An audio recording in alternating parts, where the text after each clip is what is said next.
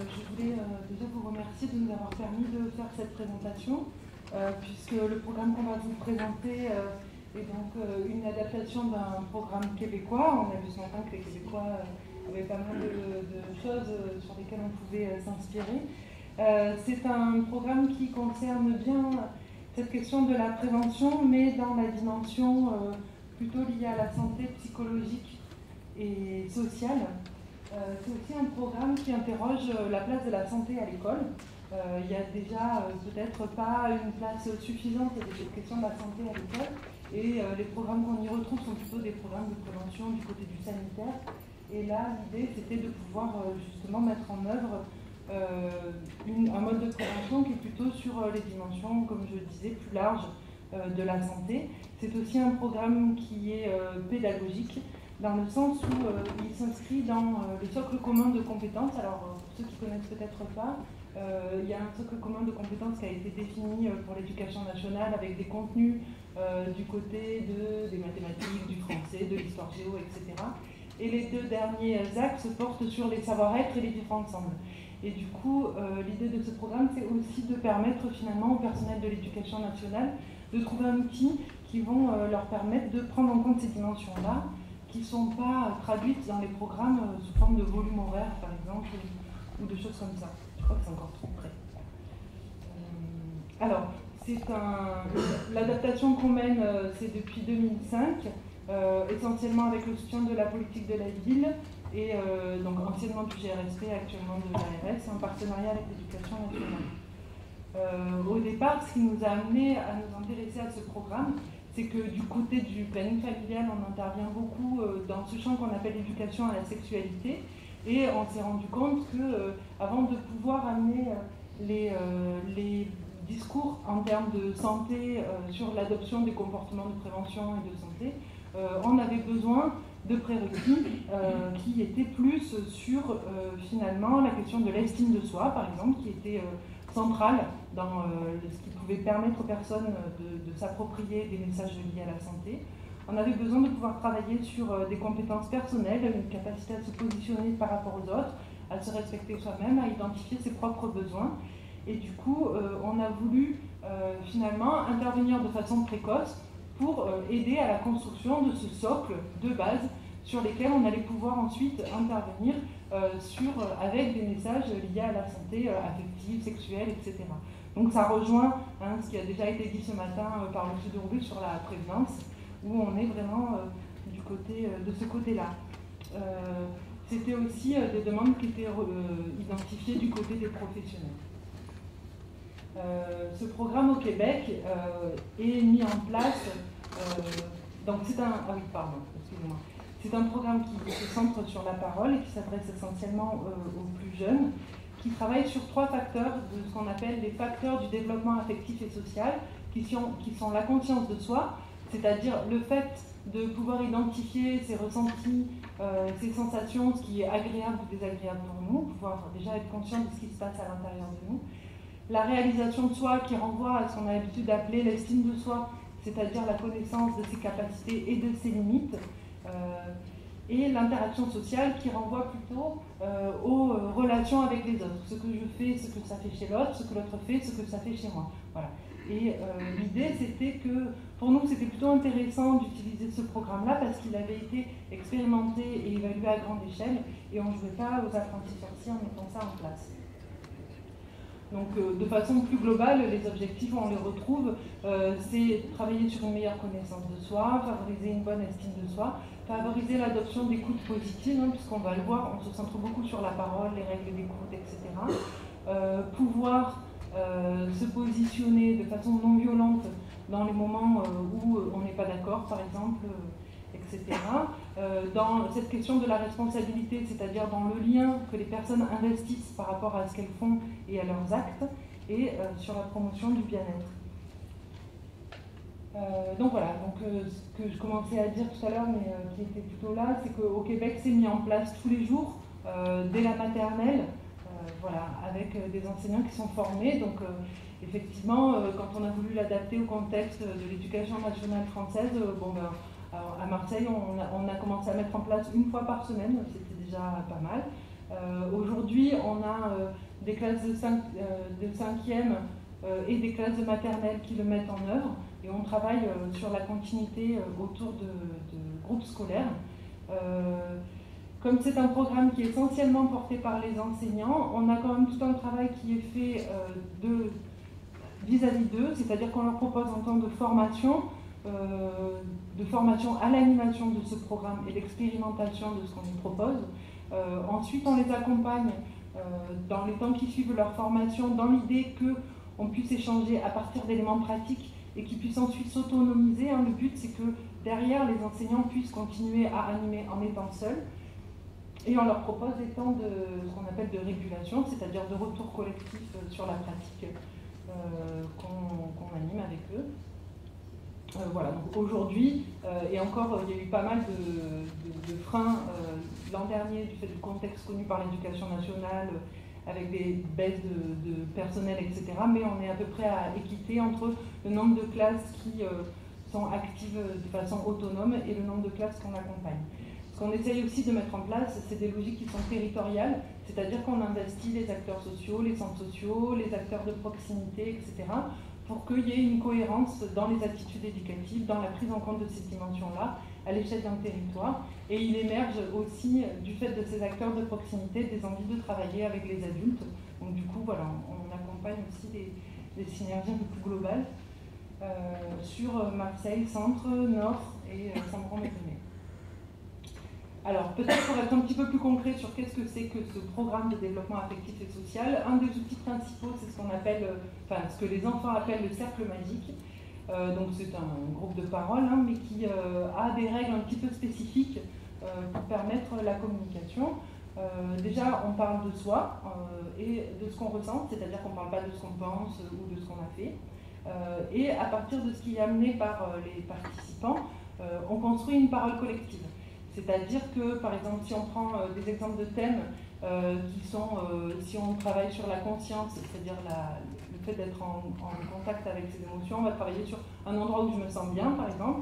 Les personnes vont amener des histoires sur un endroit où elles se sentent bien, et ensuite on va construire une parole collective sur qu'est-ce qui fait qu'on peut se sentir bien quelque part. Parce qu'on s'y sent en sécurité, parce qu'il y a des gens qu'on aime bien, parce qu'on y est détendu, parce qu'on peut y faire des choses qui nous plaisent particulièrement, etc.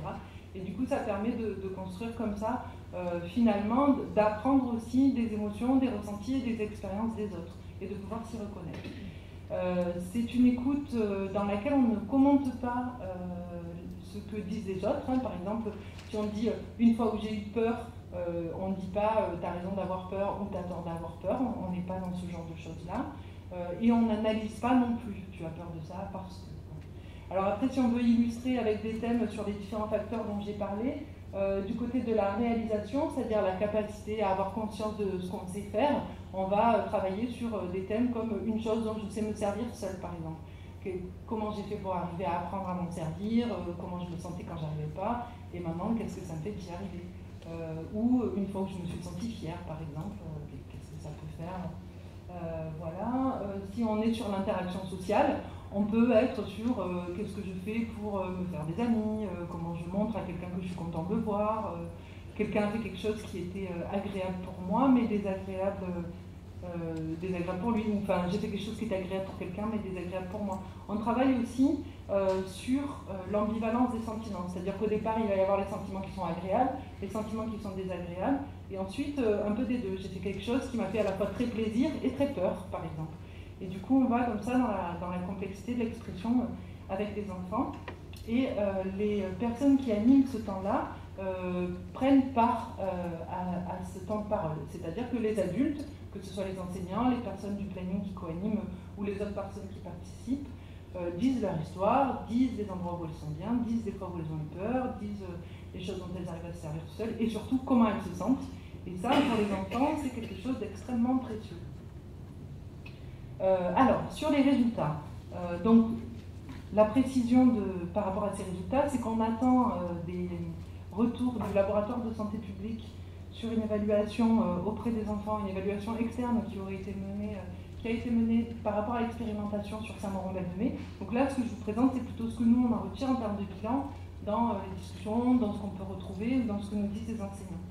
Donc du côté des enfants, très vite, ils vont respecter les règles liées à l'écoute et à la parole. Alors d'abord dans le cercle, et ensuite, en fonction du travail que vont mener les enseignants, ça va s'élargir au temps de la classe. Ils s'expriment mieux et ils vont utiliser le registre du ressenti de façon spontanée, par exemple dans des productions d'écrits ou pour eux parler de ce qu'ils ont vécu. Et ils ont un lien de confiance à l'adulte.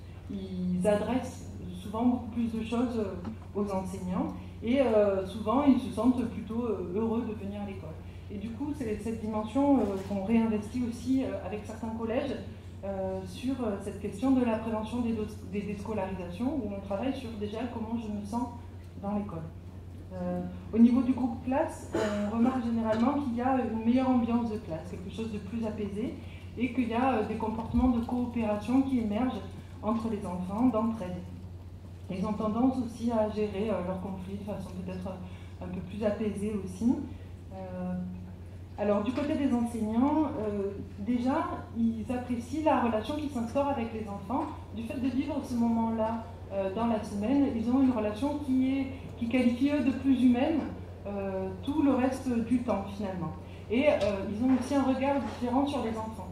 Par exemple, un enfant qui serait en échec scolaire et du coup en difficulté sur la majorité des temps de classe peut être extrêmement pertinent quand il s'agit d'exprimer ses ressentis, ses émotions par rapport à des situations. Et du coup, comme c'est de toute façon pas un espace où on est dans l'évaluation, où il n'y a pas des bonnes et des mauvaises réponses, etc., ça permet aux enseignants d'expérimenter un temps où ils voient leurs enfants, leurs élèves en réussite à ce moment-là. Et ça leur fait beaucoup de bien. Ça leur permet aussi des fois de mieux comprendre la logique de certains enfants et de mieux les aider dans les apprentissages par ailleurs. Ils se sentent aussi plus outillés sur ce que je vous disais, ces deux axes du socle commun de compétences sur les savoir-être, sur le vivre ensemble, pour lesquels il n'y avait pas de déclinaison en termes de temps, en termes de programme, en termes d'outils, etc. Et souvent, ils se sentent aussi enrichis personnellement. Un des participants notait dans un bilan, quand on demande à titre personnel qu'est-ce que ça vous a apporté, il a dit des années de mariage. Alors, au niveau de l'école, certaines écoles l'ont intégré dans leur projet d'école. Ça prend aussi une dimension au niveau de ce qui se joue dans l'équipe, en termes d'écoute entre eux. En termes de politique de gestion des conflits aussi, il y a une école qui a mis en place un système de gestion des conflits entre les enfants, parce qu'ils se sont rendus compte que pendant les réactions, ils étaient sollicités sur la gestion des conflits, et que du coup, les enfants en fait avaient perdu le réflexe de se dire entre eux déjà ce que tu as fait, ça m'a pas plu. Donc ils ont donné un outil aux enfants pour aller vers ça. Alors très pragmatiquement, ils sont beaucoup plus tranquilles pendant les cours d'école, mais aussi ça permet aux enfants d'avoir ce premier stade où ils vont dire à l'autre enfant déjà là ce que tu as fait, je ne suis pas d'accord, ça ne me plaît pas, ça m'a fait ça, etc. Voilà, et il y a même des écoles où ils nous ont sollicité pour des cercles adultes, du coup pour retrouver finalement ce que ça peut amener entre adultes aussi, d'exprimer ce qu'on ressent et le maintenir à l'échelle de l'école. Voilà, alors après on a coutume de dire c'est un cercle magique, on y met un chapeau magique quand on rentre dedans, mais on n'a pas trouvé la baguette magique, c'est-à-dire qu'il reste quand même pas mal de questions en suspens, notamment sur cette question de l'évolution de l'école. L'an dernier, par exemple, au niveau de la réaffectation des assistants d'éducation en région PACA vers les collèges, du coup, il y avait un dispositif qui se mettait plutôt en place en demi-groupe, et là, il a fallu se réadapter à la dernière minute. Donc, on s'interroge aussi sur ce nouveau projet pour l'école. Est-ce qu'il va laisser la place à ce qu'on peut appeler globalement les compétences psychosociales, même si c'est un peu plus compliqué que ça dans ce qu'on travaille sur le PRODAS. Mais du coup, quelle va être la place de ces dimensions-là dans l'école? Là, en termes d'expérimentation, on en est où il y a quand même un certain nombre de classes qui arrivent en CM2, c'est-à-dire que c'est des enfants qui ont commencé en CP et qui ont mené comme ça du PRODAS depuis le CP. Donc par rapport à notre constat sur ce qui se passait dans les collèges, on va voir un petit peu si ça produit les effets qu'on espérait.